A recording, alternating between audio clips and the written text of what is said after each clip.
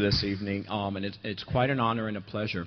Let me tell you, 20 years ago, I met our speaker tonight for the first time. It was about 20 years ago. I worked at a movie studio, and she was there working on a project. And I walked away from that meeting thinking, wow, what a nice, kind, sweet person. And as a matter of fact, I still have a memento of our meeting that day. Well, last year I was also working on the program committee, and her name popped up, and I remember calling and calling one of the other people in the program committee, and they said, yeah, and I said, oh my God, how great! And immediately I thought, well, there's a good chance she's gay, she's definitely in recovery, and she's going to be at the Roundup. How cool is that? So I got to meet her, reintroduce myself. She was chairing she was leading two different workshops, and I confirmed the one workshop, and the other workshop, she says, are you sure I'm not leading that? And I was like, no, you're definitely not leading that. You know, it was all about me and my story, and I had to go on and on and on. And so within seconds, I had Lori in front of me wanting to know why I was telling people that they were not leading the meetings they were leading, and I'm like, or the workshops, and I'm thinking, what? Sure enough, I had totally screwed up. And I'm thinking, here I want to make a really good impression, and I just totally stick my foot, I just blew it. That haunted me for months. So when I found out that once, I would get a chance once again, I realized that this is a lot what happens to us in Alcoholics Anonymous. We get a chance to do a do-over. So this is my take two. Can you please help me welcome with a nice warm welcome our speaker this evening, Kelly from New Jersey.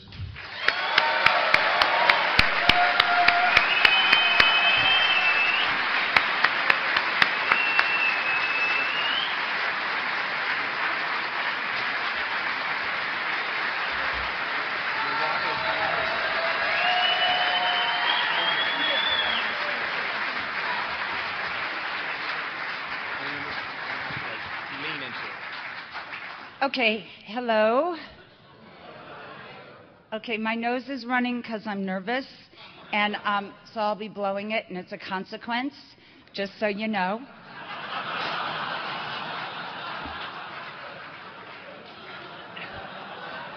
So, I'm scared shitless.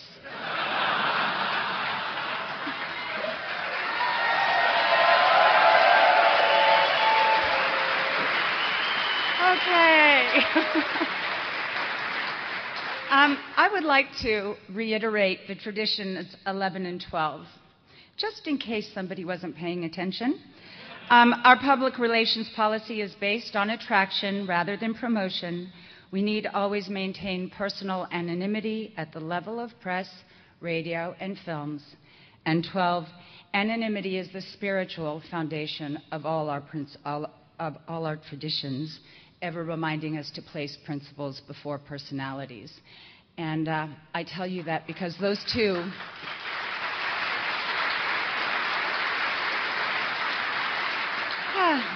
are very important to me, and so now I've given that responsibility to you. My name is Kelly. I am an alcoholic. And I'm here. Wow. I have to say I am blown away that I was asked to be here, and I thank you, the committee, so much. I can't believe that I'm standing here before you, and I truly tell you that if you had said to me 8 years ago I would be here talking to you, I couldn't even fathom that. God is good, and He's good all the time. And you know what? Life is full of surprises if you sober up and you can see them. It's amazing. You know what? I want to start off with something. I was thinking about that dimension thing, rocketed into the fourth dimension, and so I looked up that word because I like looking up things and being, exact. The first definition is a property of space, extension in a given direction, and the second is measurement in length, width, and thickness.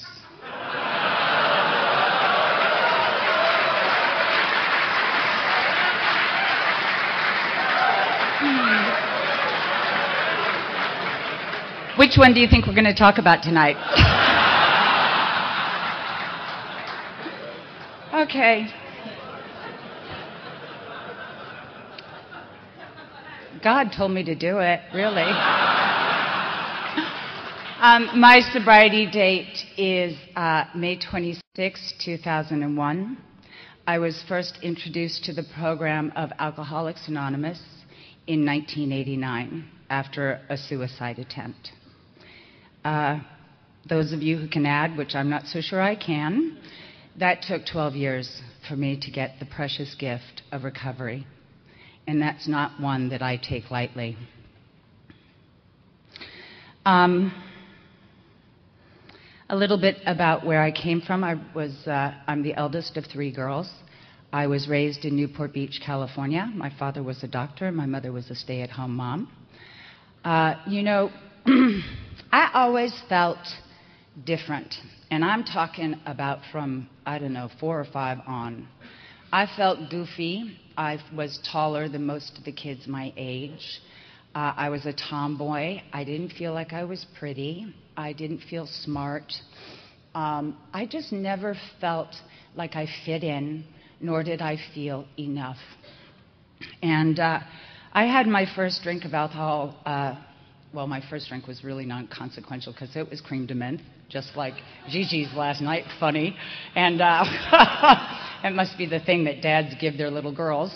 And that was kind of like, oh, okay, that tasted like mouthwash. But my second drink was my parents were on holiday, and we were staying, my best friend and I were staying at my house. Her name was Dana. And we stole a bottle of Scotch whiskey from their liquor cabinet. We had a bunkhouse out in the back, and we went out there, and my grandparents were watching us, so we didn't feel they would even know what we were doing. And we went into that little bunkhouse and opened that bottle of Scotch whiskey and took a sip. And I remember, I was probably 12, and I remember hating the smell and hating the taste. And that burning feeling as it goes down, I'm like, oh my God, why do adults want to do this? But gave myself about 2 minutes, and wow, did I love how I felt. I was powerful, I was pretty, I was funny, I was clever, I was smart, I was beautiful, I was enough. And I found God. And for the next 30 years, I worshiped that God. I worshiped that God to the point of my death. I would have taken that and gone all the way. And I truly do believe that today I'm only standing here because God intervened. Because I did one silly thing. I prayed.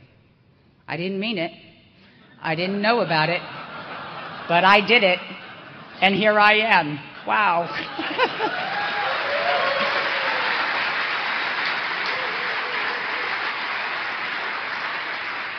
I don't really want to talk about my drinking too much, but I know I'm an alcoholic because when I drink, I don't stop. I never did. Not from that first time. That first time I drank that whole friggin' bottle of Scotch whiskey. I hated it. I puked. I did all this stuff. And I woke up in the morning. I said, God, I can't wait to do that again. That was so cool.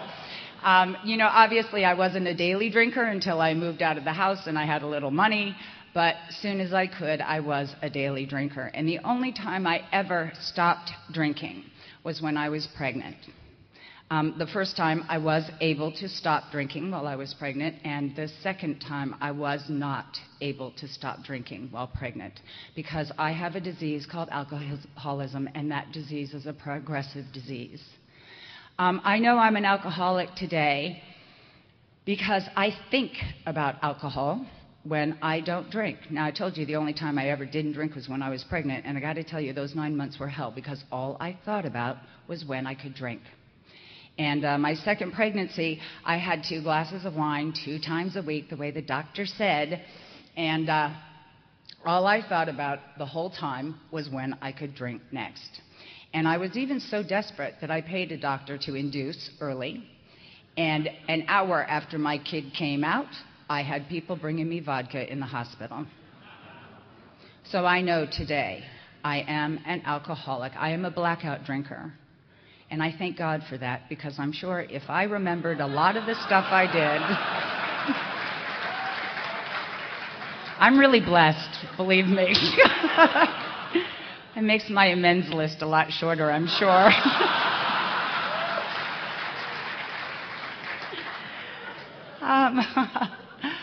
Okay, I'm going to flash forward. So that's when I first drunk, and I got drunk whenever I could. And then let's go forward in my life. I'm going to tell you 3 specific times of my drinking, and you'll get a good idea of the progression of the disease of alcoholism.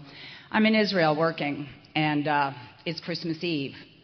Now, Christmas Eve in Bethlehem is a big deal.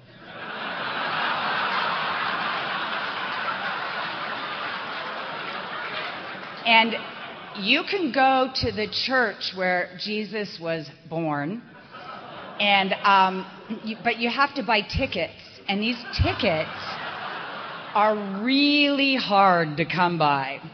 And I, begged, borrowed, stole, did whatever I could to get these tickets, and I got some.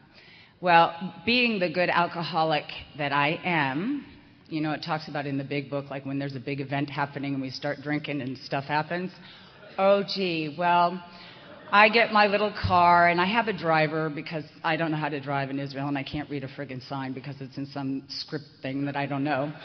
And he drops me off in Bethlehem, and I walk into Bethlehem, and I'm like, wow, this is a big party. It's like Mardi Gras. Cool. And the church service that I have tickets for is at midnight. Okay, it's about 6 o'clock. What am I going to do? I don't know. So I start drinking. Well, needless to say, I don't even remember past 8 o'clock at night. I don't think I ever made it to the church. Like I said, I'm a blackout drinker, thank God. And I woke up in some house full of Israeli men. Thank God I had my clothes on, but that doesn't mean anything. I know about redressing people. And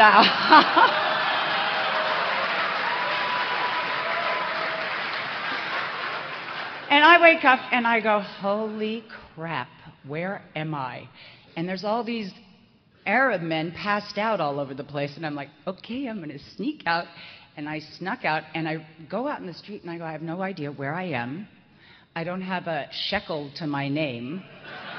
I don't even know if they have payphones in Bethlehem.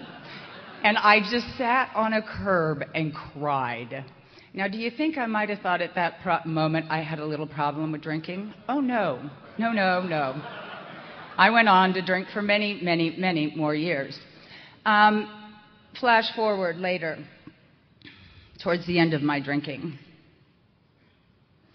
6 months or so before I got sober, I was going out to a birthday party with some girls. By this time, I'm pretty much a 24-hour-a-day girl. I started going out with them, started partying, started drinking, and when I drink, I do not stop, and started doing other stuff. And I ended up not going home for a week. In that week, my husband at the time closed my credit cards, took my kids, took my dog, and said, screw you, we're out of here. And I got scared. I got really, really scared. And I went home. I detoxed on my bathroom floor, naked. Couldn't move for 3 days. My nanny of my kids at the time said, you really need to go to the hospital. No, I can handle it. I'll be okay. And after a few days, I felt well enough to sit up and drink some water. And I went to AA because I heard, I'd been going to AA for 12 years at this point. I had heard that AA could help me. And I went to AA, and I really wanted at that point to never drink again. I wanted nothing more to do with alcohol. And I did some of the things that people told me to do, a couple. I got a sponsor. I did do 90 meetings in 90 days. And I did little else. But one thing I did do was I remembered praying because I said to this woman who I asked to sponsor me, I said, I just can't not drink. I just don't know how to do it. I'm shaken. I don't know how to. She goes, get on your knees and ask God to get you sober. And I go, well, there is no God. I don't believe in God. And she goes, I don't care. Just do it. So I was living in Key West at the time, and I get on my knees and I go, okay, if there is a God, get me sober. That's it. Well, needless to say, I did not get sober that time. And I decided after that, I stayed sober maybe 2-3 months. But I was doing exactly what everybody told me not to do. I was hanging out with somebody who was trying to get sober. All the same things that I did before. And I didn't get sober, so I decided that it was a good idea that I just kill myself. But I was too afraid to buy a gun. I didn't quite know even where to go buy a gun. But I did take a lot of pills, and I thought it would be a great idea to lock myself in an apartment and take pills and drink vodka until I died. And I did that because AA did not work for me. I came here for 12 years, and AA did not work for me, so I was going to die by alcohol. And in the course of that 3 days, I kept on waking up, and I was really angry because God didn't take me. And every time I woke up, I'd take another handful of pills and drink some more vodka. And along about, the third day or so, I don't even know, I woke up, and as I was taking some more vodka, I heard a little voice inside my gut, right here, my being, say, not yet. And I have not had a drink since that moment. So I tell you this story because I know God answers our prayers. Whether or not we believe in Him, He believes in us. And it doesn't matter if I mean it. It doesn't even matter if I want it or not. It matters that I do it. And so that began this incredible journey in recovery for me. I'm such a good alcoholic that here I am in a rehab facility, and I've lost all my teeth by this time. I've lost most of my hair is coming out. I am about 50 pounds thinner than I am now. I'm black and blue all over. I have cigarette burns on my body. I come into that rehab with the clothes on my back. My husband just threw me out of the car and said, see you later. And he was done with me completely. He had taken the kids and said, you'll never see them again. I had no teeth. I had no glasses, no money, nothing. And I remember sitting in that rehab at a certain point going, I don't know if I'm that bad.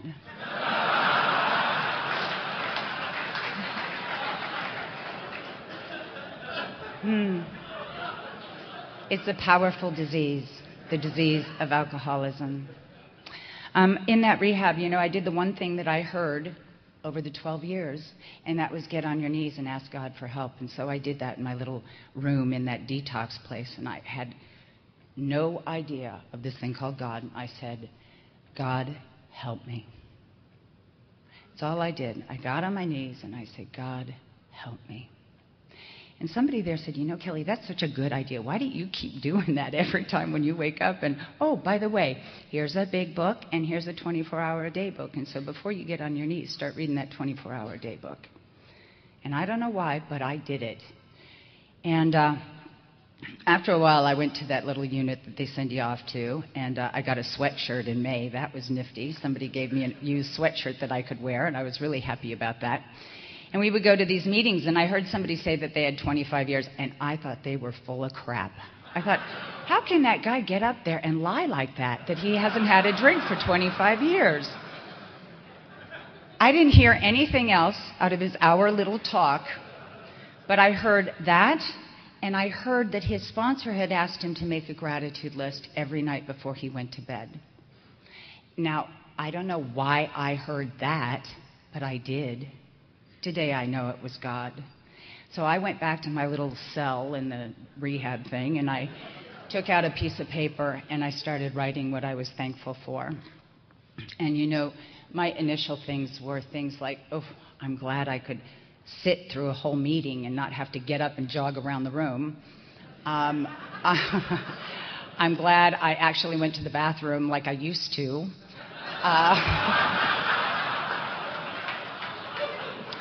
I'm glad I didn't throw up while brushing my teeth. I'm really grateful that I could eat something today. Those were the things I was so incredibly grateful for when I first got sober. You know, I learned a lot. I needed to go away. I lived in Key West, you know. I don't know, we alcoholics, we're really good at picking good places to live, aren't we? And I lived in Key West, and I tried to get sober there for a long time, and I couldn't. And so I learned a lot of things there, and they told me, Kelly, if you ever go back to Key West, you probably won't stay sober. And you have a pretty big choice here. Do you want to live or do you want to die? And I had a husband over here going, well, if you don't come back and run these businesses, you're never going to see your kids again. And rah, rah, rah. And my father had just died, and my mother was yammering at me. And I didn't know what to do. I wanted to see my kids more than anything else in the world. I didn't know how not to drink. And I did what people told me. I got on my knees and I said, God, help me. And I really don't know quite how it happened, but I ended up at a halfway house in Pennsylvania. And I figured that was pretty safe because I had never really drunk in this little area of Pennsylvania. Even though right next door I did a lot of drinking. And, you know, that's kind of where I really started getting sober. And I had this lovely sponsor who, they said, pick somebody who has what you want. Like I know. So I picked this lovely little bull dyke named Eileen from New Jersey, of all places, and that's where I end up living. Isn't that weird? But anyway, I picked her because she was gay and she was okay with it. And that was it. I had no clue about her recovery. I didn't know anything. I was just like, she's gay, she's good with it, I'm not, okay. And so Eileen was a huge gift from God for me because she pushed me in a lot of directions that I probably would have never gone to on my own. You know, she said things like, okay, I want you to get up every morning, read that 24-hour-a-day book, write a gratitude list, get on your knees, ask God to keep you sober, say, turn my will, my life over to the care of God and ask Him for His guidance, care, and direction. I want you to go to a meeting every day. I want you to raise your hand at every meeting that you go to and say, my name is Kelly, I'm an alcoholic. And if you don't have anything else to say, you say, my sponsor's making me do this. I want you to read the big book of Alcoholics Anonymous every night before you go to sleep, after you've done your gratitude list and after you've gotten your knees and said thank you to God. And that's going to be the last thing that goes in your little brain is that big book of Alcoholics Anonymous. And you're going to make coffee. And I'm like, I'm going to do what? She goes, then you're going to make coffee. And I said, oh, no, Eileen, people make coffee for me. I don't make it for them.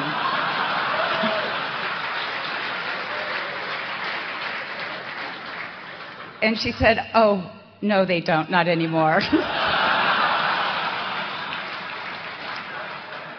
And, you know, of course, I said, well, what the F does coffee have to do with getting me sober? And how is that going to keep me sober? And she goes, just do it. So I did. And, you know, I tell this little part of my story because coffee did keep me sober. I was living with my girlfriend at the time. We were both trying to get sober. And it wasn't advised, really, that we lived together. But I had such sexual shame issues. I came into this program as dishonest as you can be about who you are and what you are. And thank God I had somebody in my life who saw that and who could nurture that little bit of me. And so we were under really strict supervision living together. And we had to write out this little contract and all this stuff about what we wouldn't do.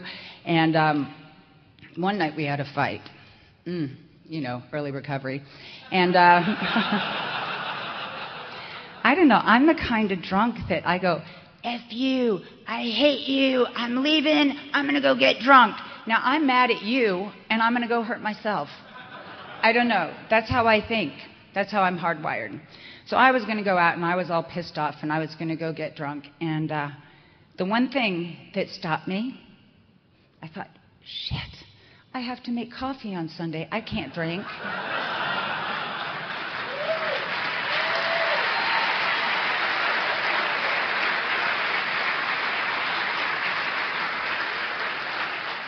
You know, I had practiced, believe me, I had practiced making my 3 AA phone calls a day, raising my hand at every meeting, talking to my sponsor every day, reading the big book of Alcoholics Anonymous every day. But did I think of any of those at that moment? Did I even think of God? No. My crappy pride kept me sober. Now, I tell you that too, because what I've learned in the program of Alcoholics Anonymous, that my character defects are also my character assets. I was just living out of balance. And I love that about this program, that I get to work constantly at being in balance. I'm going to talk tonight a little bit about the principles of Alcoholics Anonymous as I have experienced them. And the first principle of honesty and the first step, admitting that I was powerless over alcohol, was incredibly, incredibly difficult for me. I still am from this family, even though I'd like to deny it some days. I come from a very alcoholic background. With the last name like mine, I think that's just genetics. You can't get away from it. So anyway, alcohol was a big part of everybody's life in my house. You know, something that you did every night after work. It's something you got to do at 8 a.m. on Saturday and Sunday while sailing your boat because you didn't have to go to work. It was for parties, for birthdays, for bridge playing, for, I don't know, anything. Everybody drank. I had a really tough time identifying myself as an alcoholic because when I came here in 1989 for the first time, I'm going to step back a little bit. I was told from my family that an alcoholic is Frank. Now, we had this next-door neighbor. We lived on this little island, and we had Frank as our next-door neighbor, and poor Frank was an alcoholic, you know. And Frank was a musician on the Johnny Carson show, and he was a trumpet player. And Frank, because of his drinking, had lost his job, lost his family, was losing his home. He was really big and bloated in the middle and had really skinny arms and legs. He was yellow. He was having what I now know are DTs, but he used to walk around the island mumbling to himself and urinating on himself. And so that's what I was told was an alcoholic. So when I came to you for the first time in 1989, I said, "Oh, honey, I am not Frank Beach. I am famous. I have 3 cars. I have a Prada handbag. I have Gucci fabulous shoes. I am not Frank." And I took that big book of Alcoholics Anonymous and I kind of skimmed through it. And I went, well, I'm not like these people. I have all my teeth. And I have a job. And I have lots of friends. And, you know, needless to say, I didn't get drunk. But the real kicker for me towards the end, because I knew I was an alcoholic the last 5 years of my drinking. There was no doubt about it. And I remember sitting around with my friends going, I'm an alcoholic and I just drink. That's my job. So I had the first half of step 1 down pretty well, but it was the second half about having an unmanageable life because I had adult wranglers. I had a nanny for my kids, thank God. I had an assistant who took care of me. I had a maid who took care of my house and my laundry and all that stuff. I had a manager who made sure I got to places I was supposed to be on time, and he started catching on that I probably needed to travel a few days prior because I always used to miss flights and planes and who knows what. So my life to me wasn't unmanageable. You know, my life to me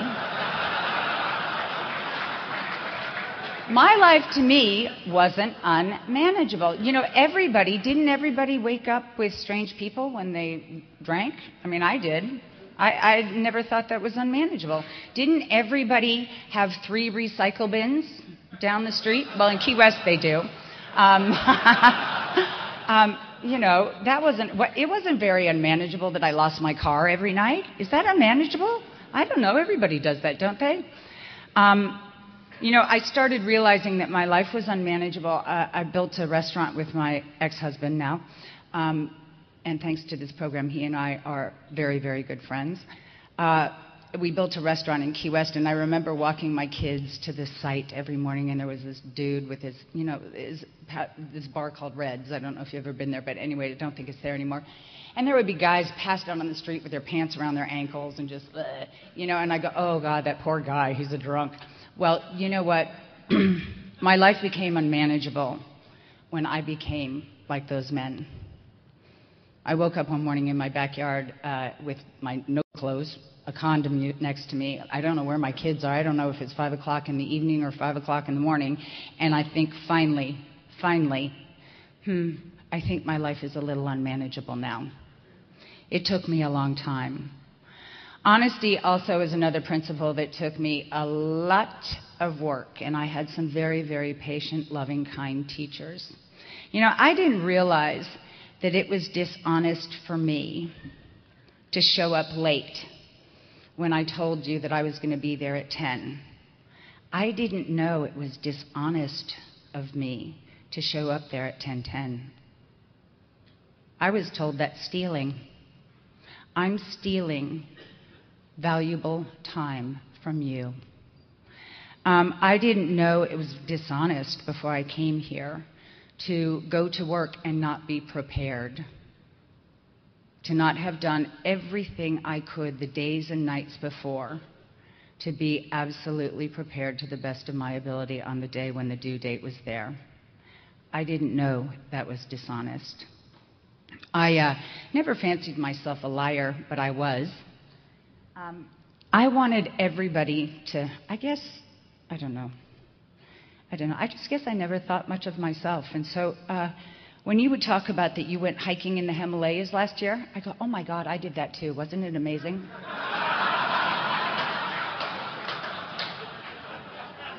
Not.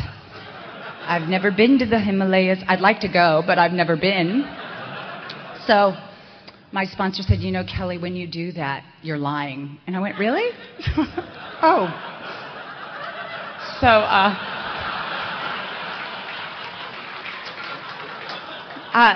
she said, yes, you are. And what you need to do is go back the next day and say, I lied to you yesterday. That was wrong of me. I've never been to the Himalayas. You deserve much more than that, and I will never do it again. And I can guarantee you 1 week of doing that, you really think before you speak.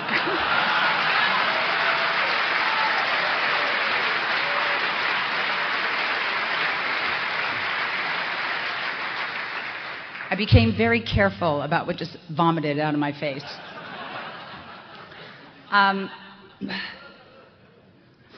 Honesty, also, I used to, my little first 10th step book, my experience of this program, since I came in and I was really willing to do it, which, quite honestly, the only way I became willing is because Eileen said, I don't care if you want to do it or not.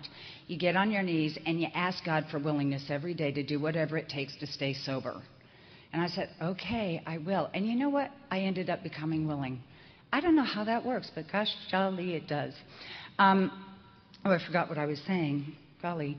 So my first 10th step was things like, what did I do for my recovery today? Did I go to a meeting? Did I share? Did I reach out to another alcoholic? Was I of service? Did I read my literature? Did I call my sponsor? Did I ask a woman at a meeting for her number? What did I hear at a meeting that I could use? What tool? And I had all these things in my 10th step book.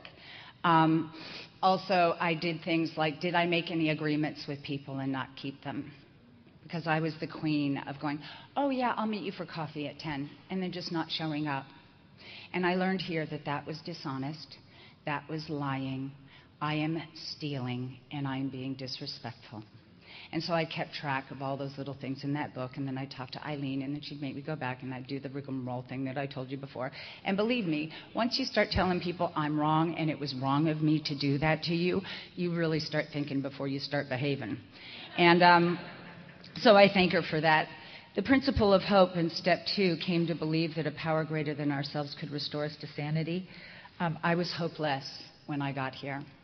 And I'm so grateful for that gift, because it made me want to work a little harder.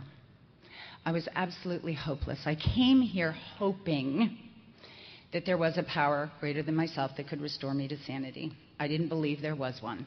I certainly do believe it today, but I did not then. And my first power was my sponsor, the group, and I kept on trying to wrap my mind around that God thing, but I could not do that. God did not like me, I thought.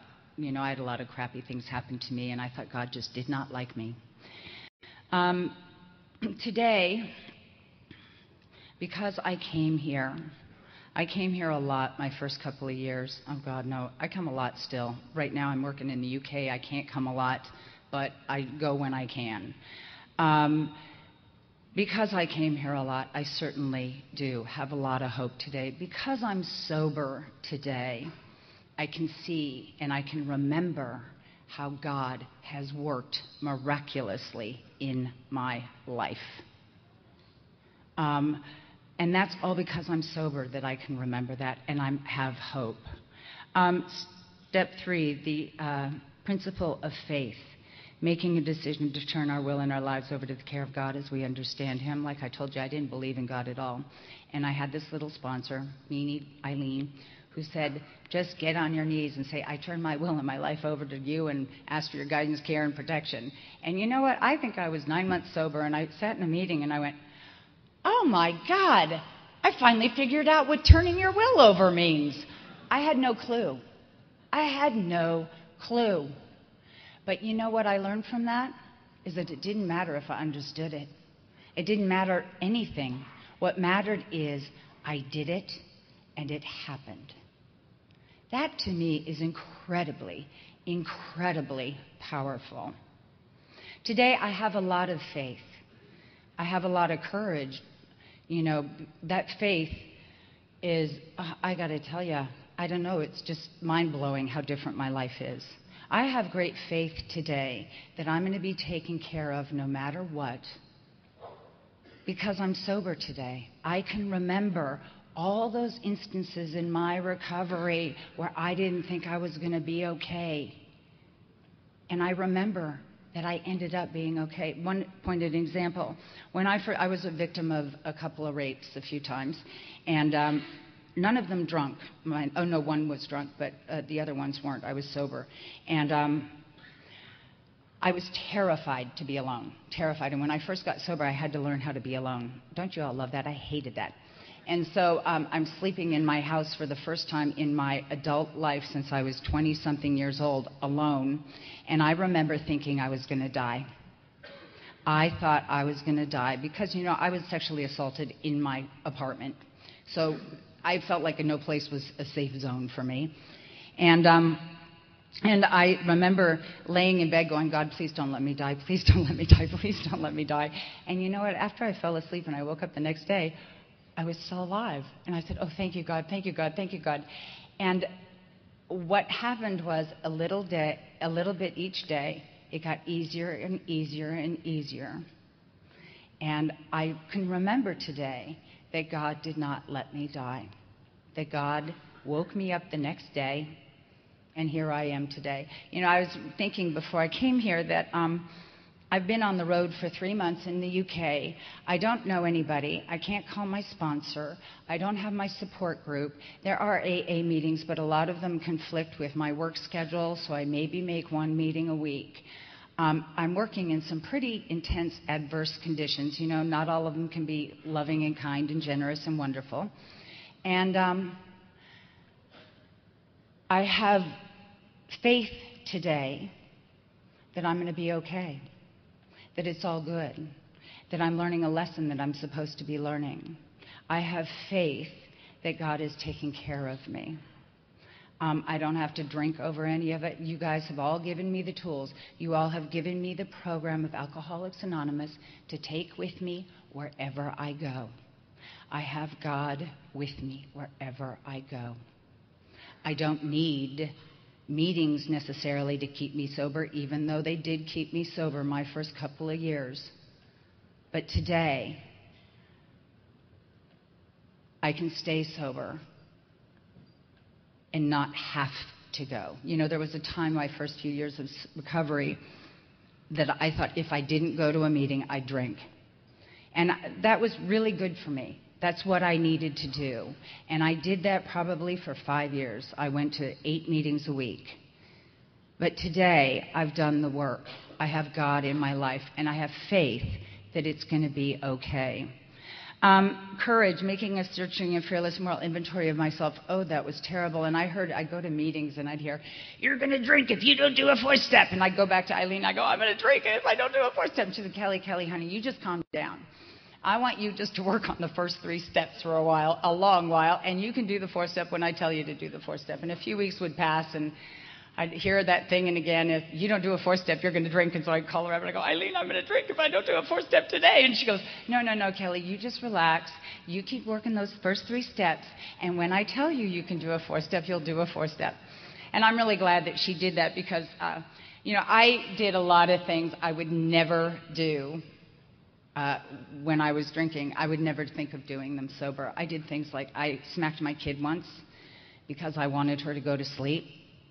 So I could go out and drink. I slept with a lot of people I would never even remotely be interested in. I just did I stole from people. I lied to people. I did a lot of things that I was not proud of. And I thought that that's who I was. And it took me, and I thank God that she had the insight to see, that I am not those things. It took me a long time to figure out that I am not those things when I don't drink. It took me 9 months of staying sober one day at a time to learn that I'm not an awful person. I'm not a liar. I'm not a crappy mommy. I'm none of those things when I don't drink. It's the alcohol that turns me into that ugly Kelly. And so I was really glad. And what I was so glad about when I did that first 4-step was that she told me to ask God for help every single day that I wrote on it. And, it gave me something to pray about. Because, I had all these things about praying every day and removing my fears and all this stuff, but I didn't know exactly what they were. And when I finally got a handle on doing that 4th and 5th step with her of what they were, wow, what a huge relief. That, I think, for me, was where I really started making progress in this program, because I could really have something specific to work on. Standing in my integrity in step 5 was probably the hardest thing I've ever had to do. And the fact that I can stand here tonight and tell you my crap, I think is a real testament to this program, because I would never, ever, ever have allowed myself to be vulnerable or open or exposed to you. I would have never spoken my truth to you if it were not for the program of Alcoholics Anonymous and the 12 steps. Integrity was something I had to learn here. I never had the value of integrity. In step 6, willingness, becoming willing, that was something I had to pray for. I had to pray for it every single day, and I still do. I'm not entirely willing every day, but I do my program every single day. I still do the same things I did that first year getting sober. In step 7, humility. I have to work on humility because I'm not a very humble person, can you tell? And that's something that I really have to work on. I remind myself every day that I'm not in charge. And that was really tough, because I like being the boss of everything. I think I know everything, and I think I'm right, and I'm not. I've really hardly ever been right when I come back to think about it. I had to, my first year, my little mantra as I'd walk down the street is, I let go, I let God, I let go, I let God, I let go, I let God. So I just stay out of it. Brotherly love, I do my best today to be kind and loving and generous. And in my 10th step, I ask myself every day, was I courteous, kind, generous, and loving towards all? And if I wasn't, what can I do better tomorrow? Injustice, making my amends. My amends has been about my behavior. Nothing more, nothing less. I was the queen of running around and saying, I'm sorry. I'm sorry I stole that money from you last night. I'll never do that again. I'm sorry I hit your car last night. I'll never do that again. So when I got sober, I was not allowed to say I was sorry. I was instructed by my sponsor, who is now my sponsor because Eileen passed away from complications from AIDS. My sponsor today told me I had to change my behavior for 1 full year before I went up to the person and said, I was wrong when I hit your car. I have been sober for 1 full year. I haven't had a car accident for 1 full year. Besides paying for the damage that I created to your car, is there anything else that I can do? And that, I think, has been the huge gift of this program right there. Because I came in here,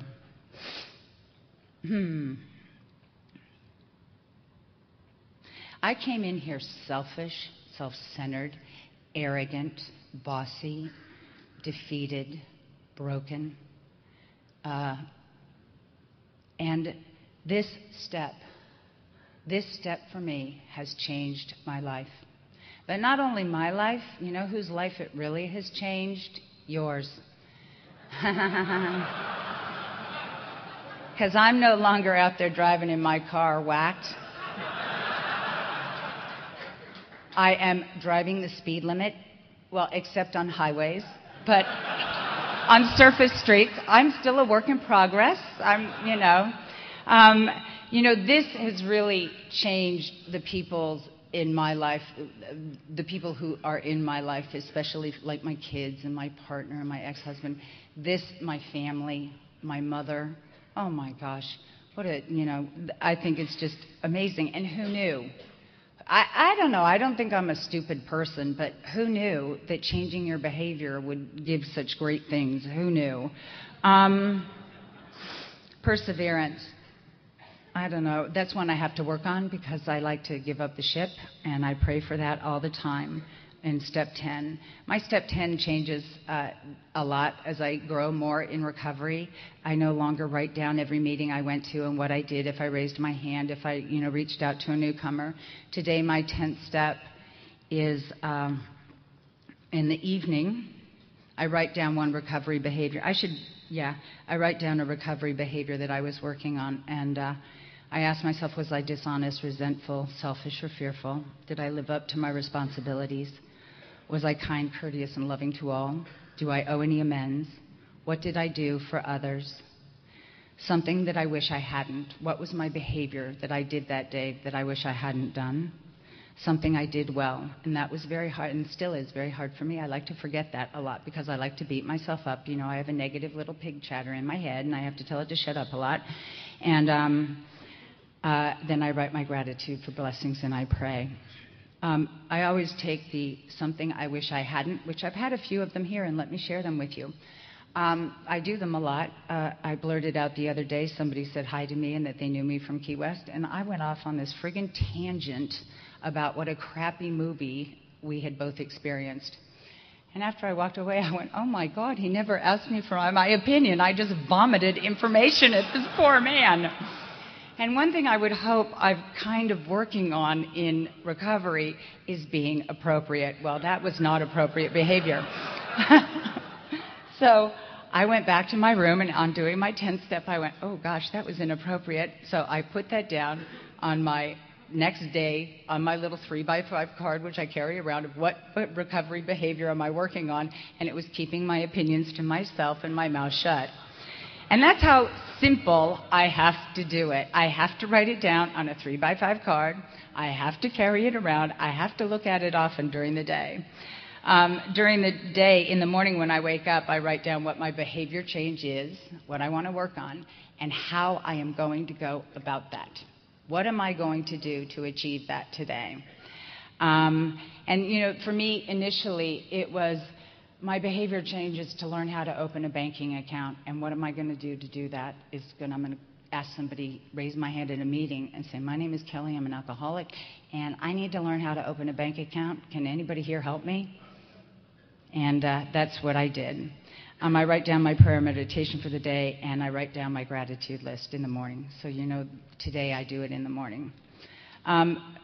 The spiritual awareness is a work in progress constantly. Some of the little tricks that my sponsor, she was very tricky, tricked me, and she said, Kelly, do you think about God much? And I go, oh, not very often, really, only when I pray. And she goes, well, why don't you, every time something good happens to you, why don't you say, thank you, God? Or why don't you, when you get that nifty parking place, say, thank you, God? Now, today, I don't think God really gives me parking places, but I'm telling you my little trick for being aware of God throughout the day, because I don't know. I work at it, I think about it, and then I forget. I have this great built-in forgetter. I hear that in the rooms of Alcoholics Anonymous all the time, and I know that's true because I have 2 children. And if I didn't forget, I would not have 2, believe me.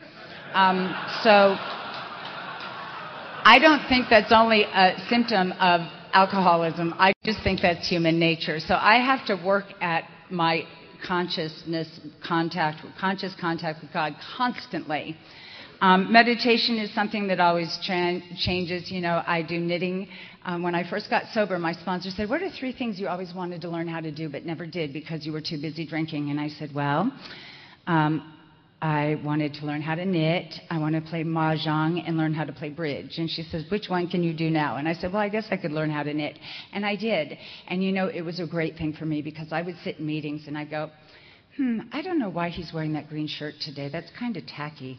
And instead of listening to the message, so I found, or I go, oh, I like his hair. I wonder who he gets his hair cut from. So I would start knitting, and when I knit, I just look at the knitting, which has become a great tool for me to hear better. And, God works in mysterious ways. I swear, I don't know. And by the way, I still haven't learned how to play mahjong or play bridge, so if any of you can help me live in New Jersey, please call me. And being of service, like I told you my little coffee story, today I ask God to help me live a life of loving service. And, all these things that I've learned in Alcoholics Anonymous, I take into the world outside. It's not about here.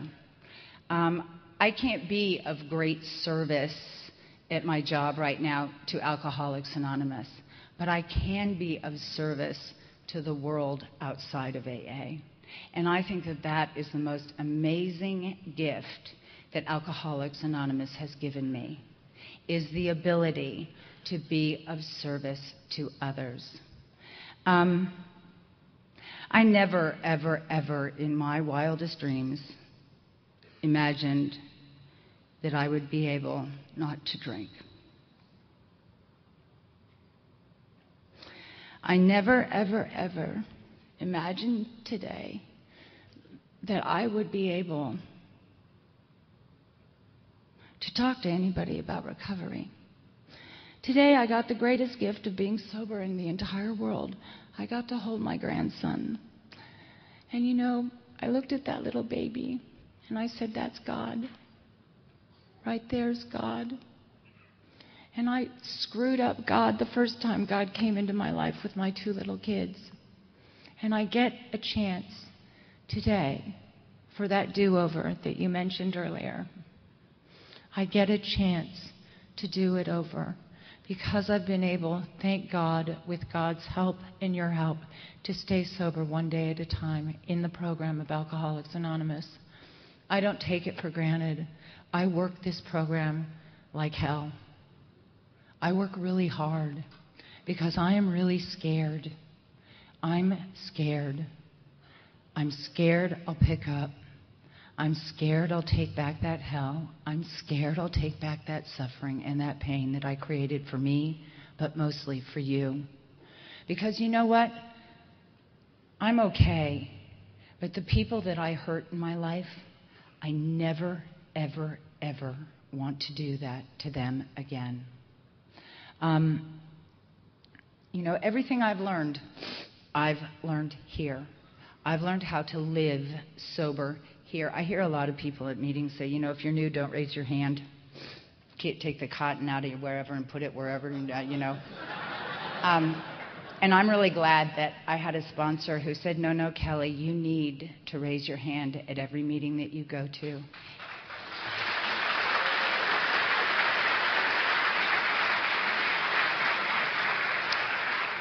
And you need to say, my name is Kelly. I am an alcoholic, and if nothing else, my sponsor is making me do this. And if you get bored after that, you can say, my name is Kelly. I'm an alcoholic. I have to do the laundry today, and I don't know how to do that and not drink. Can you help me? My name is Kelly. I'm an alcoholic. My kids are coming back into my life, and I don't know how to be a mommy and not drink. Can you please help me? My name is Kelly. I'm an alcoholic. I have to bury my best friend today. I don't know how to do that and not drink. Can you help me? I have learned how to live here from you all. And man, am I so grateful for that gift. You have changed my life, my family's life, my friend's life, and I hope a lot of lives. You know, that amends thing, changing my behavior for a year, I can't possibly go around to the people going, you know what? I mean, you think about my amends list. It's pretty big because I would show up screwed up at work a lot. And I didn't do my best in a lot of opportunities that I was blessed with. And my hope is that by staying sober one day at a time and doing the best that I can do, by being prepared every single day that I'm asked to go to work on time, sober, I hope that I'm given that opportunity to make that amends to you all. This was just a beginning. I've only scratched the little surface of it for me. And I thank you so much for allowing me to be of service. Because, you know, the last few months have been really hard for me. And I'm an alcoholic. I want to drink sometimes, or I think about it. And I was thinking, shit, you know, I can't screw up. I got to be good. I can't drink because I got to go speak at that meeting. And that's the God's honest truth. Because you know what? I'm an alcoholic. It's never going to change. But today I have the tools. Today I have God. And you know, that's how God works in my life. I'm pretty certain God said, you know, I'm going to give her a really hard lesson, but I'm going to make sure she gets to speak at this meeting because then she won't drink because her pride will be in the way. So I want to thank you all very much for allowing me to be here. It's been a great gift.